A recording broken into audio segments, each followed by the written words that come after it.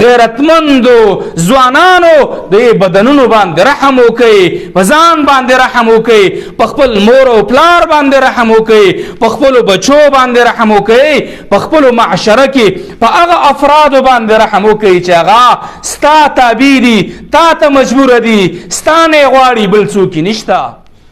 ځکه حدیث کې راځي رسول الله صلی الله علیه وسلم فرمایي چې څلور داسې خصلتونه دي چې په چا کې راشي کان منافقا خالصا، خالص منافق دی دا. یو هغه و اذا اؤتمن خان، کله چې امانت ورسره ورکړی شي په دې کې خیانت کوي. نو ما او تا دا بدن ماته تا ته بل ته الله را کړی، دا د الله امانت دی، په دې کې خیانت مه کوئ.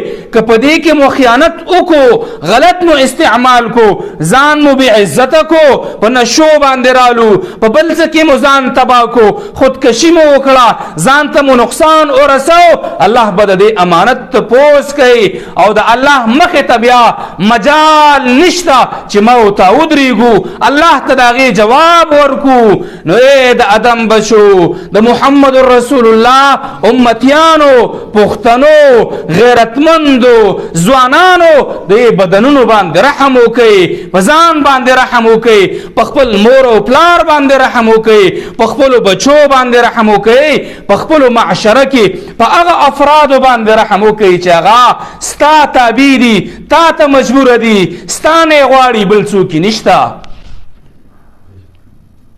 دا د ګپ خبرې نه دي. ګورئ کله چې انسان د نشي په حالت کې وفات شي، الله اکبر، الله رب العالمین د انسان جهنم ته بوزي، دا د جنت تما دا دې نه کوي. کله چې د زنقدن وي، هغه زنقدن تاسو وګورئ، د دوی حالات وګورئ، تاسو ته به اندازه وشي چې په ډیران باندې پروت وي او لتې وهي، لاسونه وهي، نه څوک د تپوس والا شته، نه څوک تپوس کوي، بلا وارثو کې خلک واچوي.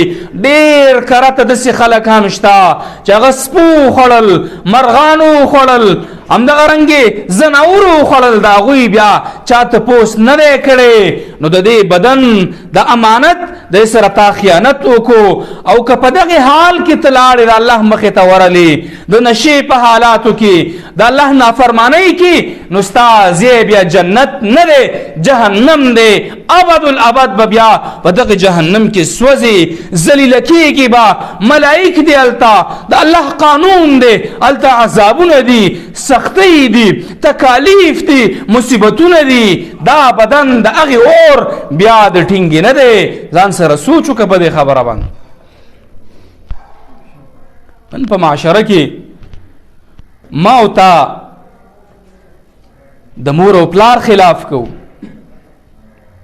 د ورور خلاف کو، د تره بچی خلاف کو، د علماو خلاف کو. ولې کو؟ دې باندې سوچ وکئ محترمو. دغه مور او پلار چې ما او تا ته پیدای، په دوی باندې به څه تېرېږي؟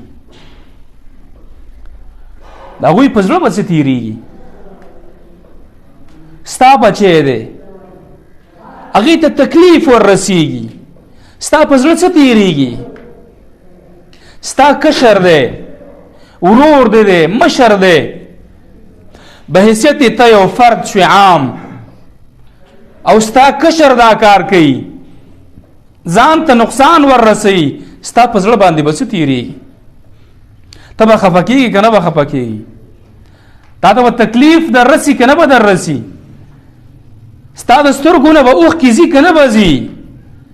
دغه شان ته هم ورور لرې، خور لرې، مور لرې، پلار لرې، تربور لرې، د ترور زوی، د ماما زوی لرې، په معاشره کې خلک لرې چې ستا د وجې نه خلک ستا مور ته ووایي چې غلی شه د نشۍ مورې، ستا خو زوی هم نشۍ دی.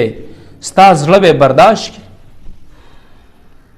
ته به برداشت کړي چې ستا د وجې نه ستا مور جاړي، ستا ورور جاړي، ستا خور جاړي والله دا ځای لرې نه دی دا د الله قانون دی الله وایي تلك الايام نداولها بين الناس الله وایي دا ورځې اړوم راړوم د خلکو په منځ کې نن چې ستا د وجې نه ستا ورور ته تکلیف دی ستا مور ته تکلیف دی ستا پلار ته تکلیف دی ستا خور ته تکلیف دی والله دا ورځ لرې نه ده چې د دغې ورور د وجې نه به سبا د دې زوی د وجې نه به سبا د دې خور د وجې نه به سبا تا ته تکلیف وي څنګه چې نن ستا د وجې نه هغه تکلیف کړي سبا به د دې د وجې نه ته تکلیف کړي سترګې مه پټوه بل ته تکلیف مه ورکوه په ځان باندې رحم وکړه په نورو باندې رحم وکړه والله دومره ښکلي رشتې دي